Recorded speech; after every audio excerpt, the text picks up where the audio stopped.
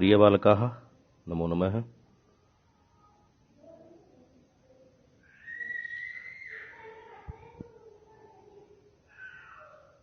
अद्य वयं लघुसिद्धान्तकौमुद्याः अन्तर्गतं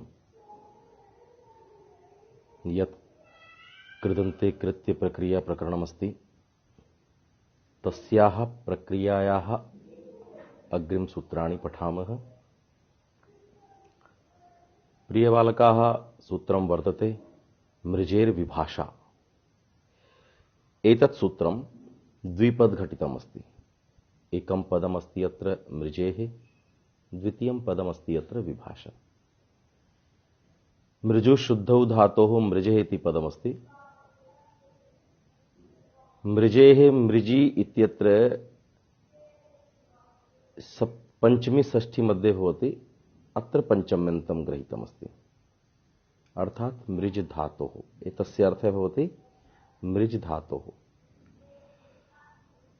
विभाषा इत्युक्ते वैकल्पिकं कार्यं करोति।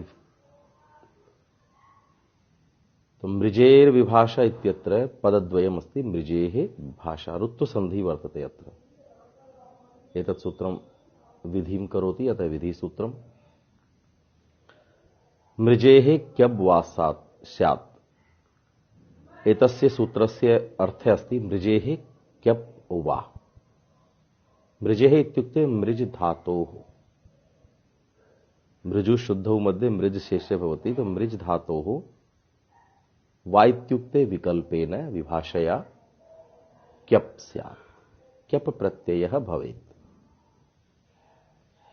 प्रिय विद्यार्थिनः, क्यप् प्रत्ययः पित् प्रत्यय अस्ति, पकारित संज्ञके अस्ति, ककारित संज्ञके कितपि अस्ति, केवलं यकारः अत्र शेषः भवति। एष प्रत्यय कित् अस्ति, अतः धातोः उपधा गुणः प्राप्तः भविष्यति, किन्तु तस्य निषेधः भविष्यति। तो गुणाभावः। क्यप् प्रत्ययस्य कित्वात् अत्र गुणाभावः भविष्यति। एतस्य उदाहरणं वर्तते मृज्यः।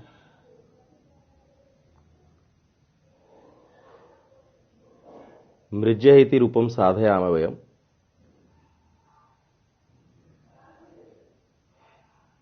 मृजुशुद्धौ इत्यस्मात् धातोः शुद्धि अर्थे अस्ति, तो मृज्यः नाम स्वच्छं कर्तुं योग्यः।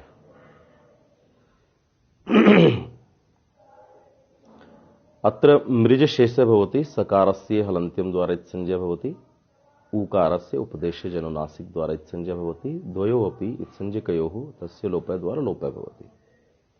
इत्युक्ते केवलं मृज शेषः भवति। मृज इत्यवस्थायां मृजेर्विभाषा इति सूत्रेण क्यप् प्रत्ययः भवति। क्यप् प्रत्यये पुनः क्यप् प्रत्ययस्य अनुबन्धलोपे। अत्रापि पकार ककारौ अनुबन्धौ स्तः, अनयोः द्वयोः अपि ककार पकारयोः अनुबन्धयोः लोपः भवति। पकारस्य लन्त्यं द्वारा इत्संज्ञा भवति, ककारस्य लशक्व तद्धिते द्वारा इत्संज्ञा भवति। इत्संज्ञा अनन्तरं तस्य लोपः इति सूत्रेण लोपकार्यं क्रियते।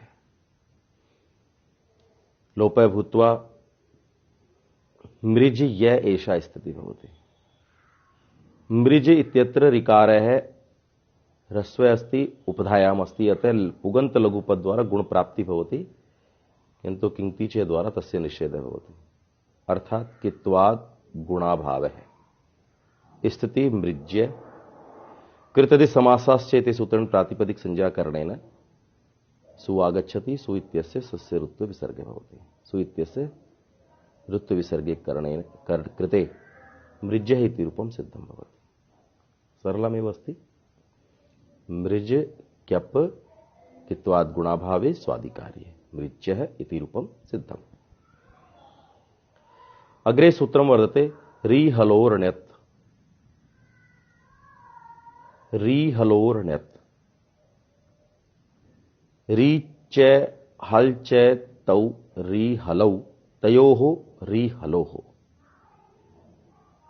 एकं पदम्, इतरेतर द्वन्द्व समासयुक्तम्। ण्यत् इति द्वितीयं पदम्। रीहलो इत्यत्र ऋत्वसन्धिः अस्ति। रीहलो इत्यत्र विसर्गस्य स्थाने रेफः स्पष्टं दृश्यते। रीहलोः ण्यत् इति यत्र पदद्वयम् अस्ति। प्रथमं पदम् इतरेतर द्वन्द्व समासयुक्तम् अस्ति। रीचे हलचे तौ रीहलौ तयोः रीहलोः। विधिसूत्रम् यतो हि ण्यत् विधिं करोति, अतः विधिसूत्रम्। विधिं करोति अतः विधिसूत्रमस्ति। विधिनां कार्यम्।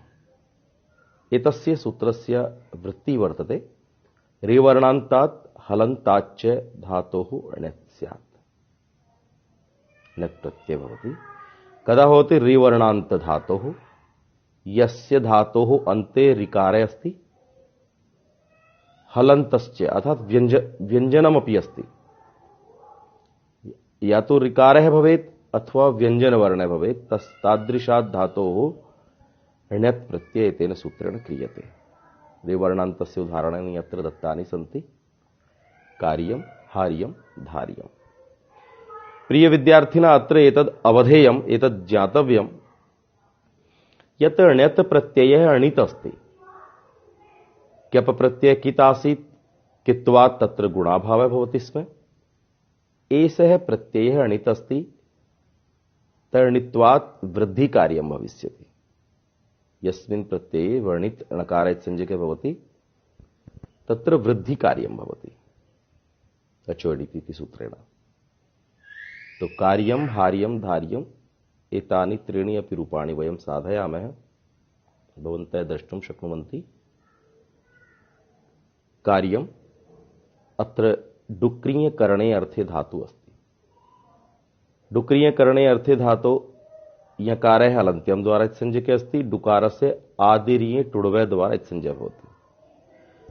द्वयोऽपि इत्संज्ञकयोः लोपः भवति। द्वयोऽपि इत्संज्ञकयोः लोपः भवति।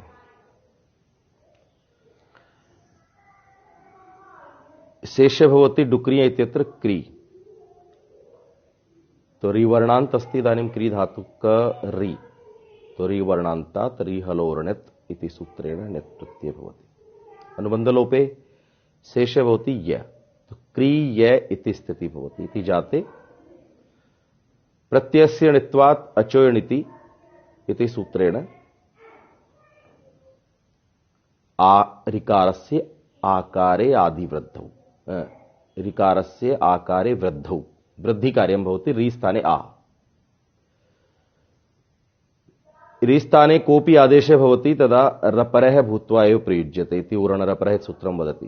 तो उरणरपरः इति सूत्रेण रपरत्वे कै आर्य कार्य कार्य इत्यस्य कृतति समासाश्च इति प्रातिपदिक संज्ञा सोजस इत्यादि करणेन प्रथमा एकवचने सु आगच्छति। सुस्थाने अतोम नपुंसकलिंगे सु इत्यस्य अं भवति। अमि पूर्वद्वारा पूर्वरूपं भवति। कार्यम् एवमेव भवति। हार्यम् एवमेव भवति। धार्यम्। त्रिषु अपि उदाहरणेषु सिद्धि प्रक्रिया समाना अस्ति। एकं यदि कार्यं मस्तिष्के स्थाप्यते चेत् हार्यं, धार्यम् इत्यादि अपि सिद्धं भवति। स्पष्टं?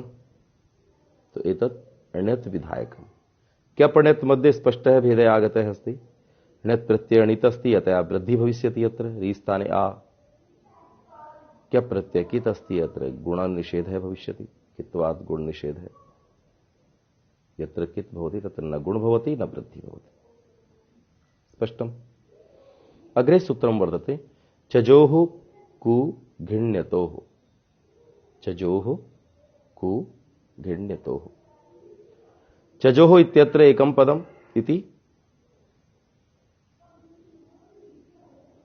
कु इति द्वितीयं, घिण्यतो इति तृतीयम्। चजो इत्यत्र चश्च जश्च इति चजौ, तयोः चजोः इत्यत्र द्वन्द्व समासः।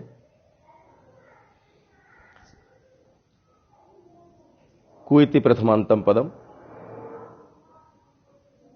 घिण्यतोः इति सप्तमी द्विवचनान्तं पदमस्ति। घित् च ण्यच्च घिण्यतौ तयोः घिण्यतोः इत्यत्र द्वन्द्व समासः अस्ति। अत्र एतदपि कु कार्यं, कु इति विधिं करोति अतः विधिसूत्रम्। एतस्य वृत्ति अस्ति सूत्र से चजोः कुत्वं स्यात् घिति हण्यति च परे। चजोः इत्युक्ते चकार जकारयोः कुत्वं स्यात्। तो कुत्वम इत्युक्ते कवर्गः, चैत्यस्य कवर्गः भविष्यति क, जैत्यस्य कवर्गादेशः भविष्यति ग। तो चजोः इत्युक्ते चकारस्य जकारस्य च कुत्वं भवति। चकारस्य कुत्वं भवति ककारः, जकारस्य कुत्वं भवति गकारः।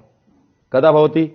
घिति ण्यति च परे, गकारित संज्ञक प्रत्यय परे भवति तदा, अथवा ण्यत् प्रत्यय परे भवति तदा इति सूत्रस्य अर्थः अस्ति। इदानीं वयम् एतस्य इतोपि नीचे लिखितमस्ति अर्थविषये, चस्य जस्य च कुत्वं स्यात् घिति ण्यति च परे इति सूत्रस्य अर्थः। पुनः अग्रिमं सूत्रं वर्तते मृजेर्वृद्धिः। मृजेः एकं पदं, वृद्धिः इति द्वितीयं पदम्। मृजेः वृद्धि ऋत्वसन्धिः अत्र अस्ति। मृजेः धनवृद्धिः, वृद्धिं विधिं करोति, अतः विधिसूत्रम् अस्ति। एतस्य सूत्रस्य अर्थः अस्ति मृजेरिको वृद्धिः। मृजेः इकः ऋत्वसन्धिः अस्ति अत्र, इकः वृद्धि इत्यत्र उत्व विसर्गः। एतस्य तात्पर्यमस्ति मृजेः मृजेः इत्युक्ते मृज सम्बन्धिनः इकः वृद्धि। अत्र षष्ठी अस्ति, मृजेः इत्यत्र षष्ठी विभक्ति अस्ति, षष्ट्याः एकवचनम् इत्युक्ते संबंधे षष्ठी भवति। तो मृज संबंधी यः इक अस्ति इत्युक्ते मृज मरीज, तो ऋकार है इक प्रत्याहारे समायाति। इ उ रील रि एते सन्ति इक प्रत्याहारांतर्गतम वर्णाः। तो ऋकारः इक अस्ति, तो मृज धातु संबंधी यः इक अस्ति तस्य वृद्धि भविष्यति। तो रि स्थाने आवृद्धि भवति, रीत्यस्य आ भवति वृद्धि। कदा भवति? सार्वधातु कार्धधातुकयोः, अर्थात सार्वधातुक प्रत्यय परे अथवा आर्धधातुक प्रत्यय परे। सार्वधातुकं च आर्धधातुकं च सार्वधातुक आर्धधातुके तयोः सार्वधातुक आर्धधातुकयोः सप्तमी द्विवचनान्तं पदमस्ति। अर्थात सरल भाषायां यदि वदामः तर्हि सार्वधातुक अथवा आर्धधातुक प्रत्यय परे मृज धातु संबंधिनः ऋकारस्य आकारः वृद्धि भवति। वृद्धि रीस्थाने अस्ति, अतः रपरः तु भविष्यति एव उरण् रपरते नियमेन, और कुत्वादिकं करणेन मार्ग्यः इति रूपं सेत्स्यति। वयं पश्यामः मार्ग्य इति सिद्धिः अत्र साधिता अस्ति, भवन्तः पश्यन्तु। मार्ग्यः मृजुशुद्धौ इत्यस्मात् धातोः रीहलो ऋणत्। अत्र मृजुशुद्धौ धातु अस्ति शुद्धि अर्थे, तस्मात् धातोः रीहलो ऋणत् इति सूत्रण्यत् प्रत्यये अनुबन्धलोपे मृज य इति जाते। चजोः कु घिण्यतोः, अत्र भवन्तः पश्यन्तु णत् प्रत्यय परे अस्ति मृजीय, तो णत् प्रत्यय परे भवति तदा चकार जकारयोः कुत्वं भवति एतेन सूत्रेण, अस्माभिः पूर्वं पठितम्। तो एतेन सूत्रेण मृज इत्यत्र जकारे अस्ति, तस्य जकारस्य गकारे कुत्वे स्थितिः भवति मृग य इति जाति। अत्रापि उपधायां ऋकारः लघु अस्ति, अतः लघुपद गुण प्राप्त भविष्यति। पुगन्त लघुपदस्य च एकं सूत्रमस्ति, तेन सूत्रेण लघुपद गुणे प्राप्ते तं बाधित्वा अपवादरूपेण अपवादत्वेन मृजेर्वृद्धि इति सूत्रेण ऋकारस्य आकारे वृद्धौ मैं आ और रपरत्वे उरण रपरः इति रपरत्वे मा मैं आर् ग य। इदानीं जल तुम्बिका न्यायेन रेफस्य ऊर्ध्वगमनम्। यदा जले तुम्बिका जल से उपरि तरति तथैव अल्पभारवद् वस्तु, सिद्धान्तः अस्ति यत्र अल्पभारवद् वस्तु जलस्य उपरि तरति तथैव अत्र रेफः अल्पभारवत् अस्ति। रेफः जलतुंबिका न्यायेन उपरि गमिष्यति। तो मार्ग्य स्वाधिकार्यकरणेन, स्वाधिकार्यकरणम् इत्युक्ते कृतदि समासास्येति प्रातिपदिक संज्ञा, सौजसीति सुआगच्छति, सु इत्यस्य वृत्तविसर्गे भूत्वा मार्ग्यः इति रूपं सिद्धं भविष्यति। स्पष्टम्? इदानीम् अग्रिमं सूत्रमस्ति। तो मार्ग्य बहु सरले अस्ति। मृजेण्यत् कुत्वादिकं कुत्वकरणेन वृद्धिरपरत्वकरणेन मार्ग्य स्वाधिकार्ये मार्ग्य इति सिद्धं भवति। अग्रे सूत्रं वर्तते भोज्यं भक्षे। एकमेव एतदपि विधिसूत्रमस्ति। अत्र पदद्वयम्, एकं भोज्यम् अपरं भक्षे इति। और भोग्यम अन्यत्, भक्षे अर्थे तु भोज्यं भवति, अन्यस्मिन् अर्थे भोग्यं भवति। एतयोः सिद्धिमपि कुर्मः। किं कार्यं करोति एतत् सूत्रम्? एतत् सूत्रं वदति यत् भुज धातो भक्षे अर्थे भोज्यम् इति पदं भवति निपातनात्, अत्र कुत्वं न भवति। और यदा अन्य अर्थे भवति पालन अथवा अभ्यवहार इत्यस्मिन् अर्थे भोज्यम्, पालन करणं व्यवहार करणम् इति भवति भोज्यम्। और यदा भक्षे भोज्यं भक्षे भक्षणार्थे भवति तदा भोज्यं भवति, और अन्य अर्थे भवति भोग्यं भवति। उपभोग अर्थे, भोग अर्थे, भोक्तुं योग्यं भोग्यं, खादितुं योग्यं भक्षितुं योग्यं भोज्यम् एवमस्ति अर्थः। यथा भवन्तः पश्यन्तु, भोज्यमिति भुज धातो भक्षे अर्थे भोज्यं, भक्षे इति निपातनात् भोज्यमिति रूपं निष्पन्नं भवति। यथा भोज्यं फलं, भोज्यः ओदनः, भोज्या यवागु, भोज्यं राज्यं, भोग्यः कम्बलः, भोग्या वसुन्धरा। रूप सिद्धिं पश्यामः। भुज पालन अभ्यवहारयोः, पालन पुनः अभ्यवहार भक्षणादिकम्। धातोः रीहलोर् ण्यत् इति सूत्रेण ण्यत् प्रत्यये अनुबन्धलोपे भुज्य पुगन्त लघुपदस्य च इति उपधा गुणे उकारस्य ओकारे गुणे भोज्य निपातनात् कुत्वाभावे। उपरि लिखितमस्ति भोज्यं भक्षे, अर्थात भक्षणे अर्थे तु भोज्यमे भविष्यति, अत्र कुत्वं न भविष्यति। तो भोज्य स्वादिकार्यकरणेन प्रातिपदिक संज्ञा भवति, सुवागच्छति, नपुंसकलिङ्गे सुस्थाने अम् भवति। अमि पूर्व इति पूर्वरूपकरणेन भोज्यमिति एतत् कार्यं स्वादिकार्यम् उच्यते। अन्यस्मिन् अर्थे कुत्वकरणेन चजोकु घिण्यतो द्वारा कुत्वकरणेन भोग्यम् इति रूपम्। केवलं कुत्वम् अतिरिक्तम् अस्ति, अन्यत् भोज्यं भोग्यं समानमेव। स्पष्टम्? अस्तु प्रिय विद्यार्थिनः, वयं पुनः अग्रिम सूत्राणि अग्रिम प्रकरणं स्वीकृत्य अहं पुनः आगमिष्यामि। तावत् भवन्तः कृत्य प्रक्रिया प्रकरणस्य सर्वाणि सूत्राणि कंठस्थीकुर्वन्तु, स्वकीय उत्तरपुस्तिकायां लिखन्तु, अभ्यासं च कुर्वन्तु। सूत्र वृत्ति उदाहरणं व्याकरण शिक्षणस्य एषा एव विधा सर्वश्रेष्ठा अस्ति। एतया विधया यदि भवन्तः स्वाध्यायं करिष्यन्ति तर्हि समस्या नागमिष्यति। भवन्तः स्वकार्यम् उत्तरपुस्तिकायां विलिख्यापि दर्शयितुं शक्नुवन्ति। अस्तु, नमो नमः।